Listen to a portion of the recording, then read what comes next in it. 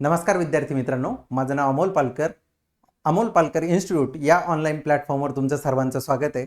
लक्षात घ्या, आपल्या आजच्या या पहिल्या स्लाईडवरून तुमच्या लक्षात आलंच असेल की तलाठी 2026च्या दृष्टिकोनातून आपण या अगोदर सुद्धा एक व्हिडिओ आपल्या चॅनलला अपलोड केला होता. परंतु आजचा उद्देश आपला थोडासा वेगळा आहे. थोडंसं मार्गदर्शनपर, थोडंसं गायडन्स आणि मी 2023 किंवा 24 आपण काय म्हणतो 2023-24ची भरती लक्षात घ्या. 2023 आणि 2024 म्हणजे पेपर सप्टेंबर 2023ला झाला आणि रिझल्ट जे ते 2024ला लागलेले. त्या भरतीमध्ये मी 200 पैकी 194 गुण घेऊन सध्या छत्रपती संभाजीनगर या ठिकाणी ग्राम महसूल अधिकारी या पदावर कार्यरत आहे. तुमच्यापैकी बऱ्याचशा विद्यार्थ्यांना ही गोष्ट माहीत असेल. आजचा व्हिडिओ आपला त्या दृष्टिकोनातून मी अभ्यास नेमका कसा केला, त्याचबरोबर वेळेचं नियोजन कसं केलं होतं, महत्त्वाचे विषय काय आणि टॉपिक वाईज माझी स्ट्रॅटर्जी काय होती, ती सगळी स्ट्रॅटर्जी या व्हिडिओमध्ये मी शेअर करणार आहे. तरी व्हिडिओला कोणीही स्किप करू नका, शेवटपर्यंत व्हिडिओ बघा. नक्कीच व्हिडिओ हा खूप मार्गदर्शक असा तुम्हाला ठरणार आहे. त्याचबरोबर काही अनाऊन्समेंट आपल्या ह्या व्हिडिओमध्ये असणार आहे. त्याचबरोबर अभ्यासाच्या टिप्स आणि ट्रिक्स या सगळ्या गोष्टी तुम्हाला सांगणार आहे. कोणता विषय कसा आणि आता TCS मार्फत होणारी भरती MPSCकडे गेल्याच्या नंतर नेमके कोणते बदल अपेक्षित आहे, या सगळ्या गोष्टी आपण या व्हिडिओमधून जाणून घेणार आहे. चला तर सुरुवात करूया आजच्या व्हिडिओला. लक्षात घ्या, आपली जी मास्टर स्ट्रॅटर्जी असणार आहे ती थोडीशी TCS पासून आपण MPSCकडे शिफ्ट करणार आहे. कारण 2023-24ला जी तलाठी भरती झाली, ज्या भरतीमध्ये 194 मार्क्स मी घेतले. लक्षात घ्या, आता हे जे मार्क्स आहे, बऱ्याचशा जणांना प्रश्न पडेल की एवढे मार्क्स कसे. त्या भरतीमध्ये काही लोकांना 200+ सुद्धा मार्क मिळाले होते. परंतु लक्षात घ्या, या ठिकाणी जी सगळ्यात महत्त्वाचे की फॅक्टर होता तो होता नॉर्मलायझेशन. तो या MPSCमध्ये आता असणार नाही. एका दिवशी पेपर होणार, पारदर्शकता वाढणार, त्याचबरोबर काठिण्य पातळी वाढण्याची शक्यता MPSCकडे आहे. एवढी गोष्ट तुम्हाला कायम लक्षात ठेवायची आहे. आता लक्षात घ्या, या ठिकाणी आपल्याला काय करायचं आहे, तुमच्या जे काही मनामध्ये शंका कुशंका असेल त्या तुम्ही मला नक्की कमेंटमध्ये सांगू शकता. त्याचबरोबर या ठिकाणी लक्षात घ्या, आपल्याला जी माझी स्ट्रॅटर्जी असणार आहे, जी मी एक्सप्लेन तुमच्या समोर करणार आहे की त्यावेळेस मी अभ्यास नेमका कसा केला होता, त्यामध्ये सगळ्यात महत्त्वाचा फॅक्टर असणार आहे PYQ. जे ॲनालिसिस आहे, विश्लेषण आहे, ते इम्पॉर्टंट आहे. आता बघा, 2019ला भरती झाली होती आणि 2023ला भरती झाली. आता 2023ला 19 दिवसाच्या ज्या 57 शिफ्ट ऑगस्ट आणि सप्टेंबर महिन्यामध्ये झाल्या होत्या, लक्षात घ्या 57 शिफ्टमध्ये पेपर झाले होते. हे सगळे पेपर आपल्याला या ठिकाणी काय करायचे, 19चे आणि 23चे याचं डिटेल विश्लेषण या यूट्यूब चॅनलवर आपल्याला करायचं आहे. ही गोष्ट तुम्ही कायम लक्षात असू द्या. हे तुम्हाला की स्ट्रोक तुमचा ठरणार आहे, यावरच तुमचं सिलेक्शन नक्की आणि मार्क मिळवण्यासाठी सोपं जाणार आहे. कारण यावेळेस पेपर MPSC घेणार आहे, काठिण्य पातळी साहजिकच वाढणार आहे. तुमचा मराठी, इंग्लिश, गणित बुद्धिमत्ता आणि GS हा पॅटर्न आहे, हा कायम फॉलो होणार आहे. परंतु त्यामध्ये काठिण्य पातळी वाढण्याची शक्यता आहे. शब्दसंग्रह, आता बघा, ह्या सगळ्या गोष्टी ज्या आहे दररोज करणं, किती तास करायचे, ह्या सगळ्या तुम्हाला व्हिडिओच्या पुढे नक्कीच कळून जाणार आहे. त्यामुळे तुम्हाला सांगतो, व्हिडिओ स्किप करू नका. जर व्हिडिओ आवडला तर लाईक, शेअर, सबस्क्राईब करा नक्की, कारण हे चॅनल तुम्हाला नक्कीच फायद्याचं ठरणार आहे. त्याचबरोबर मॉक टेस्ट, आता ह्या ज्या टेस्ट आहे या चॅनल थ्रू आणि आपल्या व्हिडिओच्या बायोमध्ये आपण लिंक दिलेली आहे बघा आपल्या ॲप्लिकेशनची. जे आपलं मोबाईल प्ले स्टोअरवर तुम्हाला मोबाईल ॲप्लिकेशन मिळून जाईल. व्हिडिओच्या बायोमध्ये तुम्हाला लिंक डिस्क्रिप्शनमध्ये त्या ठिकाणी मिळून जाईल. त्या ठिकाणी तुम्हाला मॉक टेस्ट देण्यासाठी सुविधा उपलब्ध करून दिली जाणार आहे. त्याचबरोबर आपण या ठिकाणी शॉर्ट नोट्स, आता ह्या गोष्टी तुम्हाला अमोल पालकर इन्स्टिट्यूट अंतर्गत तर मिळणारच आहे. परंतु आपला आजचा जो मुख्य मुद्दा आहे तो म्हणजे स्वतः ॲनालिसिस करणे, त्याचबरोबर स्वतःचा मराठी इंग्रजीचा शब्दसंग्रह वाढवणे. तिसरा महत्त्वाचा मुद्दा म्हणजे मॉक टेस्ट देणे. जास्तीत जास्त MPSCने पेपर जर घेतला तर वेळेचं नियोजन झालं पाहिजे. आणि शॉर्ट नोट्स, स्वतः ज्या आपल्या नोट्स असतात त्या आपल्याला प्रिपेअर करायच्या आहेत. त्यानंतर बघा, यशाचा सारांश एक दृष्टिक्षेपात, विजन काय 2026 आपलं. 2026ला काय व्हायचं आहे, तलाठी. पदाला खूप मोठं वलय आहे. त्यासाठी बघा माझी स्ट्रॅटर्जी काय होती, तर सुरुवातीला आपले जे पाठ्यपुस्तक आहे, लक्षात घ्या 12 महिन्याचा प्लॅन. आता इथून तर तुमच्याकडे 12 महिने नाहीये, पुढच्या 3 महिन्यामध्ये हमखास जाहिरात येण्याची शक्यता, शक्यता म्हणतच नाही मी, 3 महिन्यात जाहिरात येणार म्हणजे येणार, कारण महसूल विभागाअंतर्गत आता तालुका पातळीवरून बिंदू जी नामावली आहे ती वरती गेलेली आहे, जागा फिक्स झालेल्या आहे, एक्झॅक्ट आपण सांगू शकत नाही, परंतु जेवढ्या जागा भरायच्या त्याचा आकडा त्यांनी कलेक्ट केलेला आहे. MPSCची संकल्पनात्मक जी प्रश्न विचारण्याची पद्धत आहे ती TCS कडून आपल्याला MPSC कडे शिफ्ट व्हायचं आहे, म्हणजे पाठांतरावर आपल्याला भर द्यायचा नाही. आपलं चॅनल कायम तुमच्या सोबत आहे, लक्षात घ्या. आपण एकच पुस्तक 10 पुस्तकं वाचल्यापेक्षा एक पुस्तक आपल्याला 10 वेळेस वाचायचं आहे, आपल्या संकल्पना विकसित करायच्या आहे. त्यानंतर आपला जो 45 सेकंदाचा नियम असतो, लक्षात घ्या, कोणत्याही प्रश्नाला जास्तीत जास्त 45 सेकंद, कमीत कमी 37 सेकंद, लक्षात घ्या. 37 ते 45 जे सेकंद आहे हे तुम्हाला त्या 45 सेकंदाचा जो नियम आहे तो या ठिकाणी वापरायचा आहे, तरच तुम्हाला तलाठी भरती म्हणजे 2026 मध्ये यश येणार आहे. पुढं आपण व्हिडिओमध्ये बघणारच आहे की आपली जी स्ट्रॅटर्जी असणार आहे, तलाठी भरती 2026 हे आता निव्वळ नशिबाचं नाही तर काय असणार आहे, धोरणात्मक अंमलबजावणीचं युद्ध आहे. आता तुम्हाला TCSचं नुकसान सांगतो. TCS मध्ये वेगवेगळ्या शिफ्टमध्ये पेपर व्हायचे, 57 शिफ्टमध्ये पेपर झाले, त्यात नॉर्मलायझेशन झालं, कोणाचा 180 वरून 203 मध्ये मार्क वाढले, तर कोणाचे 185 चे 188 झाले. बऱ्याचशा जणांचं नुकसान झालं, बऱ्याचशा जणांचा फायदा झाला, परंतु इथं तसं होणार नाही. इथं एकच शिफ्ट असणार आहे आणि नॉर्मलायझेशन ही कन्सेप्ट या ठिकाणी नाही. त्यामुळं आपल्याला अचूक नियोजन करून योग्य धोरण आखून आपल्याला काय करायचं आहे, 2026 तलाठी भरतीची तयारी करायची आहे. तुमचा 12 महिन्याचा प्लॅन कागदावर उतरवा आणि शिखर मोहिमेला सुरुवात करा. आता शिखर मोहीम म्हणजे काय, तर लक्षात घ्या, या ठिकाणी आपण थोडंसं नंतर येऊ. बदल स्वीकारा, माउंट एव्हरेस्ट आणि कळसुबाईचं तत्व. लक्षात घ्या, जुनी पद्धत काय होती, केवळ पाठांतर करणे. जुन्या पद्धतीमध्ये काय करायचं होतं, TCS मध्ये आपल्याला GS ला पाठांतर करणं, मराठीला पाठांतर करणं, इंग्रजीला पाठांतर करणं. आता त्या ठिकाणी या सगळ्या गोष्टी पाठांतर न करता आपल्याला नवीन पद्धतीमध्ये या ठिकाणी काय करायचंय, संकल्पनात्मक स्पष्टता आपल्याला आणायची आहे. काय आणायचं आहे, संकल्पनात्मक स्पष्टता. आता बघा, या ठिकाणी सगळ्यात महत्त्वाचा मुद्दा तुमचा असा असणार आहे की तुम्ही जेवढं पाठांतर केलंय त्याला जोड म्हणून TCSला जे नवीन विद्यार्थी आहे आणि जे जुने विद्यार्थी आहे यांच्यामध्ये थोडासा बदल सांगतो की नवीन विद्यार्थ्यांना डायरेक्ट संकल्पनेवर भर द्यायचा आहे आणि जे जुने विद्यार्थी आहे ज्यांनी फक्त काय केलं होतं, पाठांतर केलं होतं, त्यांनी आता संकल्पना त्यांच्या क्लिअर करून घ्यायच्या आहे. सगळ्यात महत्त्वाचं म्हणजे आपण आपल्या अमोल पालकर इन्स्टिट्यूट या ॲप्लिकेशनवर, लक्षात घ्या, आपलं प्ले स्टोअरला अमोल पालकर इन्स्टिट्यूट म्हणून तुम्ही सर्च केलं आणि त्याची लिंक सुद्धा आपल्या डिस्क्रिप्शनमध्ये दिलेली आहे. आपण लवकरच म्हणजे 2 ते 3 दिवसामध्येच, आपला प्लॅन तर उद्याच आहे की आपल्याला MPSC सरळ सेवेअंतर्गत तलाठी भरती 2026 धोरणात्मक संकल्पनेवर आधारित आपल्याला टेस्ट सिरीज सुरू करायची आहे.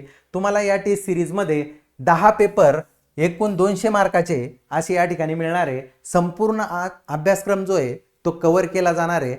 म्हणून सगळ्यांनी ॲप्लिकेशन डाउनलोड करा, चॅनलला सबस्क्राईब करा. चला पुढे बोलूया. आपल्याला काय करायचं आहे बघा, 100 प्रश्न, 200 गुण, 100 प्रश्न 200 गुण, एकूण 2 तास तुम्हाला MPSC सरासरी पेपर ही 2 तासामध्ये घेते. लक्षात घ्या, MPSCचा जो वेळ असतो तो 2 तास असतो. 100 प्रश्न 200 गुण आणि निगेटिव्ह मार्किंग ठेवणार नाही अशी एक चर्चा त्या ठिकाणी आहे. आता बघा, MPSCला सरासरी निगेटिव्ह मार्किंग असते. निगेटिव्ह मार्किंग असणे नसणे हा तुमच्या अभ्यासावर परिणाम करणारा घटक असायला नाही पाहिजे. लक्षात घ्या, या ठिकाणी निगेटिव्ह मार्किंग जरी असली तरी सुद्धा आपण MPSCच्या कंबाईनच्या, राज्यसेवेच्या प्रिलिम्स वगैरे दिलेल्या आहे. सगळ्या विद्यार्थ्यांनी बऱ्यापैकी जुन्या दिलेल्या आहे. निगेटिव्ह मार्किंगचा एवढा इम्पॅक्ट होत नाही. तिथं फक्त आपल्याला काय काटेकोर नियोजन करून आपल्याला क्वेश्चन सोडवायचा असतो, कारण आपले निगेटिव्ह मार्क जायला नाही पाहिजे. परंतु या ठिकाणी निगेटिव्ह मार्किंग जर असेल, निगेटिव्ह मार्किंग, तर तुम्हाला पेपर व्यवस्थित सोडवायचा आहे, जेवढं येतं तेवढं सोडवायचं आहे. परंतु जर निगेटिव्ह मार्किंग नसेल तर TCSला आपण जसं काही 100% क्वेश्चन सॉल्व करून यायचो तसं. आता लक्षात घ्या, सगळ्यात महत्त्वाचं, मी 200 पैकी जेव्हा 194 गुण घेतले, आता आपण नियोजन करण्यामध्ये बऱ्याचदा काय करतो, डेलीचं रुटीन आपण ठरवत असतो की सकाळी एक सब्जेक्ट करायचा, दुपारी एक सब्जेक्ट करायचा, त्याच्यानंतर एक सब्जेक्ट करायचा आणि रात्री झोपताना एक सब्जेक्ट करायचा. या सगळ्या गोष्टी आपण आता सध्या टेलिग्राम चॅनल थोडंसं 22 तारखेपर्यंत बंद आहे, परंतु आपलं एक शेड्यूल टेलिग्राम चॅनलची लिंकसुद्धा दिलेली आहे. तुम्ही जेव्हा केव्हा बघसाल तेव्हा टेलिग्राम चॅनल जॉईन करून घ्या, अमोल पालकर इन्स्टिट्यूट म्हणून. सगळ्यात महत्त्वाचं म्हणजे त्या ठिकाणी आपण काय करणार आहे, डेली रुटीनचा एक स्ट्रॅटजी चार्ट तुम्हाला प्रोव्हाइड करणार आहे की तुम्ही मराठीला किती वेळ द्यायचा, इंग्रजीला किती वेळ द्यायचा, गणित बुद्धिमत्तेला आणि GSला किती वेळ द्यायचा. त्यामध्ये आता लक्षात घ्या,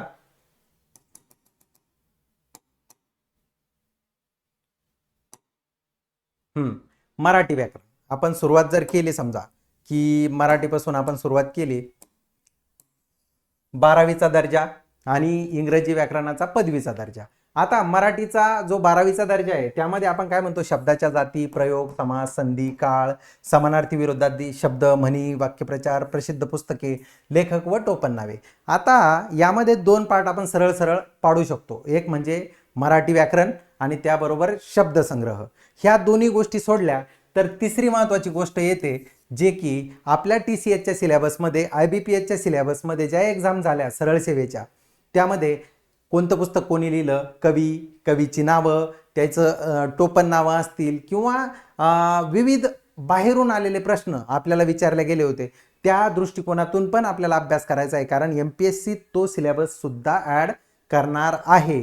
तुम्हाला बऱ्याचशा गोष्टी, ग्रामर, शब्दसंग्रह आणि इतर मराठी भाषेविषयक ज्ञान तुम्हाला असणं गरजेचं आहे. सेम इंग्रजी व्याकरणाच्या बाबतीत तेच, पदवीचा दर्जा जरी असला तरी मराठी व्याकरण, इंग्रजी व्याकरण, ज्याला आपण ग्रामर आणि व्होकॅब्युलरी या 2 गोष्टी सेपरेट करायच्या. यामध्ये तुम्हाला ॲनालिसिससाठी एखाद्या वेळेस पॅसेजसुद्धा दिल्या जाऊ शकतो. त्या दृष्टिकोनातून आपल्याला तयारी करायची आहे. पुढे जाऊन जर बघायचं झालं तर आपल्याला इतिहास, भूगोल. आता आपला सगळ्यात महत्त्वाचा टॉपिक येतो तो म्हणजे GSचा. कोणीही GSला घाबरून जाण्याचं कारण नाही. आपल्या चॅनलच्या जुन्या प्लेलिस्टमध्ये जर व्हिडिओ बघितले तर मागच्या वर्षी जिल्हा परिषदच्या सरळ सेवा भरतीतून ग्रामसेवक असेल, आरोग्यसेवक असेल किंवा इतर कोणत्याही भरतीच्या बाबतीत आपण जे रेग्युलर लेक्चर आपल्या चॅनलवर घेतले होते, त्या दृष्टिकोनातून आपण रेग्युलर लेक्चर घेऊन आपल्या चॅनलवर ते व्हिडिओ अपलोड करणार आहे आणि तुमची तयारी त्या दृष्टिकोनातून आपण करून घेणार आहोत. लक्षात घ्या, इतिहास व भूगोल, महाराष्ट्राचा इतिहास, नद्या, जे काय प्राकृतिक, ज्याला आपण प्रशासकीय, प्राकृतिक, जो मानवी भूगोल असेल, सामाजिक भूगोल असेल, त्या दृष्टिकोनातून जे प्रश्न आपल्याला विचारले जातात, सगळ्यात पहिलं सांगितलं होतं की ॲनालिसिस करणे हे महत्त्वाचं आहे. लक्षात घ्या, ॲनालिसिस, कोणता ॲनालिसिस, 2019चे पेपर, 2023चे पेपर. त्यानंतर बघा, राज्य शासन आणि प्रशासन, चालू घडामोडी, या संबंधित नेमके प्रश्न कसे विचारले जातात, चालू घडामोडीशी रिलेटेड जुने ऐतिहासिक. आता इतिहास जर विचार केला तर एन्शियंट हिस्ट्री, जी प्राचीन इतिहास आहे, तो सुद्धा विचारला गेलेला आहे. मेडिवल हिस्ट्री, जो मध्ययुगीन इतिहास आहे, तो सुद्धा विचारला गेलेला आहे. आणि त्याचबरोबर इतिहासाचा मॉडर्न हिस्ट्री जो पार्ट आहे, आधुनिक इतिहास, त्यामध्ये मुघल साम्राज्य, त्यांचे, मुघलांचे, औरंगजेबाच्या अगोदरचे म्हणजे बाबराच्या नंतरचे जे काय राजे आहेत त्यावर सुद्धा प्रश्न विचारलेले आपल्याला दिसून येतात. राज्यघटनेचं सगळ्यात जास्त भर कशावर असतो, आर्टिकल जे आहे ते. त्याचबरोबर मूलभूत हक्क, आर्टिकल कुठपर्यंत, तर जास्तीत जास्त 51 पर्यंत, म्हणजे सुरुवातीचे नागरिकत्वासंबंधित, फंडामेंटल राईटच्या संबंधित. त्यानंतर DPSP ज्याला म्हणतो आपण, डायरेक्टिव्ह प्रिन्सिपल स्टेट पॉलिसीचे, त्यावर किंवा फंडामेंटल ड्युटीज यावर आधारित प्रश्न, आणीबाणीच्या संकल्पना, त्यावर आधारित आर्टिकल, हे तुम्हाला याच्यामध्ये जास्तीत जास्त, राज्यघटनेत जास्तीत जास्त विचारले जातात. चालू घडामोडीचा जर आपण विचार केला तर चालू घडामोडी ह्या आपल्याला रिसेंटच्या काळामध्ये IBPS TCS विचारायचं, परंतु MPSCचं तसं नाही. 12 ते 15 महिने अगोदरच्या सुद्धा तुम्हाला काय विचारल्या जातात, चालू घडामोडी विचारल्या जातात. यावर सुद्धा सेपरेट टेस्ट आपल्या चॅनलवर तुम्हाला ॲप्लिकेशनवर उपलब्ध करून दिल्या जातील. आणि जनरल सायन्स सगळ्यात महत्त्वाचा टॉपिक, यामध्ये बायो असेल, केमिस्ट्री असेल किंवा फिजिक्सचा पार्ट असेल, जो जनरल सायन्सचा भौतिकशास्त्र, रसायनशास्त्र आणि जीवशास्त्र, यामध्ये तुम्हाला बेसिक जे तुमचे पाठ्यपुस्तक आहे 6वी ते 10वी, 6वी पासून 10वी पर्यंतचे, याचा अभ्यास तुमचा कसा असायला पाहिजे, एकदम टू दी पॉइंट असला पाहिजे, म्हणजे एकही प्रश्न तुमचा या ठिकाणी जाणार नाही. आता बघा पुढे जर गेलो आपण तर वेग आणि अचूकता, अंकगणित बुद्धिमत्ता. वेग, अचूकता, इथं सगळ्यात महत्त्वाचे जे 25 क्वेश्चन तुमचे असणार आहे, हे तुमचे डिसाइडिंग फॅक्टर असणार आहे. यामध्ये तुम्हाला काय करायचं आहे, जे बेसिक टॉपिक आहे गणिताचे, गुणोत्तर प्रमाण असेल, सरळ व्याज, चक्रवाढ व्याज, काळकाम वेग, सरासरी, शेकडेवारी, नफा तोटा, ह्या गोष्टी तुम्हाला एमपीएससी जास्तीत जास्त विचारण्याची शक्यता आहे.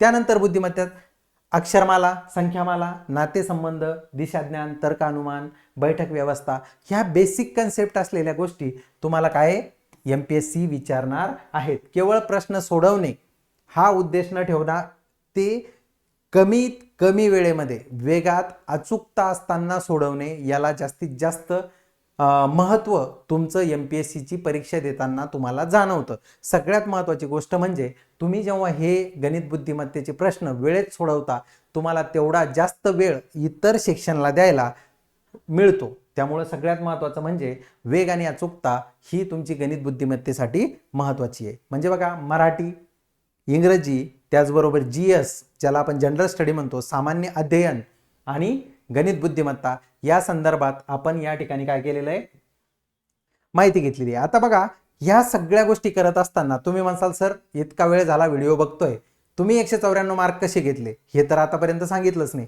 लक्षात घ्या, माझ्या सगळ्यात पहिल्या म्हणजे बेसिक कन्सेप्ट ज्या होत्या, त्या सगळ्या कन्सेप्ट पाठ्यपुस्तकातून क्लिअर झालेल्या होत्या. पाठ्यपुस्तकामध्ये तुम्हाला एन्शियंट हिस्ट्रीपासून तर मॉडर्न हिस्ट्रीपर्यंत बऱ्याच गोष्टी दिलेल्या आहे. त्यानंतर माझं गणित आणि बुद्धिमत्तेवर कमांड होती. लक्षात घ्या, मला जवळपास, आता या ठिकाणी आपण जे बघणार आहे या सगळ्या गोष्टी दुय्यम आहे. एकच मिनिट, पहिल्या पेजवर आलो आपण. आता मी जेव्हा अभ्यास करायचो तेव्हा पहिलं तर मी सांगतो, मार्कांचं डिस्ट्रीब्युशन, मला ऑलमोस्ट जे सेक्शन होते आपले 25-25 मार्कांचे, याच्यामध्ये मला फक्त GSला कमी मार्क मिळाले होते. त्यामध्ये माझे 5-6 मार्क गेले होते. परंतु बाकी सेक्शनमध्ये मला 23-24, म्हणजे मराठीत 25 पैकी 25, आय थिंक इंग्लिशला मला 22 मार्क होते, 23 का 24 मार्क गणित बुद्धिमत्तेला होते आणि 16-17 मार्क. आता तुम्ही म्हणसाल 194 तर होत नाही, परंतु माझे बीट होते 89. लक्षात घ्या, 100 पैकी माझे जे बरोबर क्वेश्चन होते ते 89 क्वेश्चन होते. त्यामुळं माझं नॉर्मलायझेशन जे झालं ते टोटल नॉर्मलायझेशन झालं होतं 194. मग आता मी नेमकी कोणती स्ट्रॅटर्जी वापरली. आता आपण जेव्हा ही स्ट्रॅटर्जी बघतो, एकच मिनिट,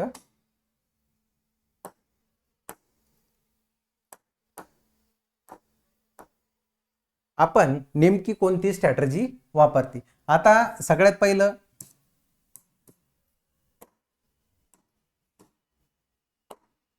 मराठी. तुम्हाला मराठीमध्ये एमपीएससीची सरळ सेवा भरती देत असताना तुम्हाला आउट ऑफ म्हणजे 25 पैकी जवळपास 25च मार्क मिळाला पाहिजे.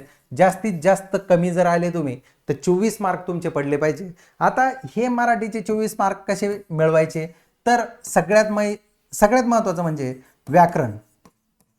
जे मराठीचं व्याकरण आहे यामध्ये एवढ्या अवघड लेवलचं विचारलं जात नाही आणि आपल्याला त्याबरोबर काय करायचं, 2019च्या आणि ज्या 23च्या क्वेश्चन पेपर आहे त्या ॲनालिसिस केल्याच्या नंतर तुम्हाला व्याकरणाला आउट ऑफ मार्क मिळून जातात. त्यानंतर दुसरा टॉपिक येतो तो म्हणजे शब्दसंग्रह.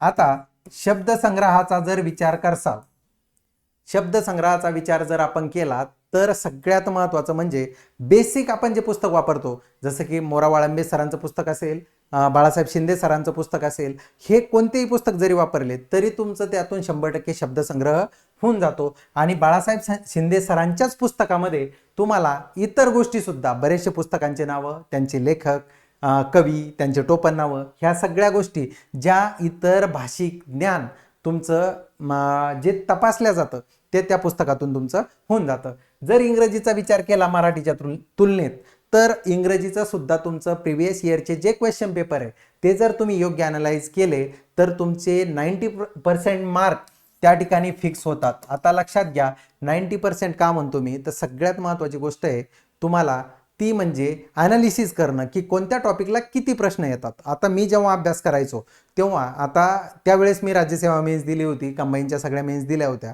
त्यामुळं माझं मराठी आणि इंग्रजीचा बेसिक जे PYQ असतात त्यावर कमांड होती. म्हणजे दिलेले प्रश्न मी म्हणजे बऱ्यापैकी मी बघितल्या मला समजून जायचं. परंतु इंग्लिशला तुम्हाला इतर क्वेश्चन विचारले जाणार नाही, तुम्हाला शब्दसंग्रहावर आणि ग्रामरवर एवढेच प्रश्न विचारले जातील. पण मराठीत तसं नाही. मराठीत जे मला मार्क मिळाले त्यामध्ये 2 ते 3 क्वेश्चन हे बाहेरचे होते. म्हणजे कसं की एखादं स्टेटमेंट दिलेलं होतं आणि हे कोणत्या कवीचं होतं किंवा एखाद्या पुस्तकाचं नाव दिलं होतं, कुसुमाग्रजचं, आय थिंक कुसुमाग्रज, विवा शिरवाडकर जे आहेत त्यांचं ते पुस्तक होतं. ह्या सगळ्या गोष्टी तुम्हाला जेवढं तुम्ही अतिरिक्त वाचन करसाल, व्हर्साटाईल रीडिंग तुमची असणार आहे, त्या सगळ्या गोष्टीचा इम्पॅक्ट तुमचा तलाठी भरती 2026ला होणार आहे. ह्या गोष्टी तेवढ्याच महत्त्वाच्या आहे. चला, ज्या विद्यार्थ्यांनी आपलं चॅनल सबस्क्राईब केलं नसेल त्यांनी एकदा चॅनल सबस्क्राईब करून द्या आणि असेच माहितीपूर्ण व्हिडिओ जे असणार आहे ते तुम्हाला रेग्युलर आपल्या चॅनलवर बघायला मिळणार आहे. आता बघा, आपला सगळ्यात महत्त्वाचा मुद्दा दुसरा असा असतो की तो म्हणजे GS. आता सामान्य अध्ययनाचा जर विचार केला तर तुम्हाला 3-4 सब्जेक्टवर जास्त प्रश्न विचारले जातात. त्यामध्ये सगळ्यात महत्त्वाचा सब्जेक्ट आहे आपला इतिहास, दुसरा आहे भूगोल. या दोन्ही गोष्टी महाराष्ट्र फोकस केला जातो. काय फोकस केलं जातं? महाराष्ट्र. आता तिसरा टॉपिक जो येतो तो म्हणजे राज्यघटना. राज्यघटनेवर तुम्हाला संविधान जास्तीत जास्त, यामध्ये सुद्धा 73 आणि 74वी जी घटना दुरुस्ती आहे यावर संविधानातले आर्टिकल जे आहेत आपले, ज्याला आपण कलम म्हणतो, टोटल यामध्ये सुरुवातीचे 51 कलम, त्यामध्ये नागरिकत्व असेल, मूलभूत अधिकार असतील, मार्गदर्शक तत्व असतील आणि जे काय तुमचं मूलभूत कर्तव्य असतील, हे विशेष फोकस केले जातात. परंतु हे IBPS TCS मध्ये मॅक्झिमम फोकस केले जायचे. MPSC थोडंसं पुढं जाऊन विचारू शकते. राष्ट्रपती, सर्वोच्च न्यायालय, आणीबाणीच्या संबंधित ह्या कलमा तुम्हाला तोंडपाठ मुखोद्गत असणं गरजेचं आहे. त्यानंतर बघा सामान्य विज्ञान. सामान्य विज्ञान. आता सामान्य विज्ञान करत असताना तुम्हाला 6वी ते 10वीचे पुस्तकं करणं खूप गरजेचं आहे. ते पुस्तकं केल्याच्या नंतर तुम्हाला कोणताही प्रश्न पडणार नाही. त्यानंतर शेवटचा टॉपिक आपला जो स्टॅटिक GK मधला येतो तो म्हणजे अर्थशास्त्र, इकॉनॉमी.